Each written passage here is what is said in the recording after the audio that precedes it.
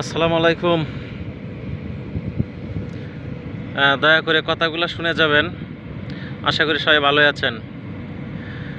বিগত এক মাস ধরে বাংলাদেশে যে বৈষম্য বিরোধী আন্দোলন, ছাত্র আন্দোলন, কোঠা আন্দোলন, শেষ পর্যন্ত গিয়ে সরকার পদত্যাগের আন্দোলন, সব মিলিয়ে শেষ পর্যন্ত যা ফলাফল, আওয়ামী লীগ সরকার বিদায়, নতুন একটা সরকার গঠিত হয়ে গেল। তো আমরা যারা সাধারণ জনগণ আছি, কর্মজীবী মানুষ আছি, যারা শান্তি চাই, সব সময় আমরা চাই না কোনো ধরনের বিশৃঙ্খলা, চাই না কারো ক্ষতি হোক, চাই না কোনো ধরনের প্রতিষ্ঠানের ক্ষতি হোক। তো আমরা আশা করব বিগত সরকার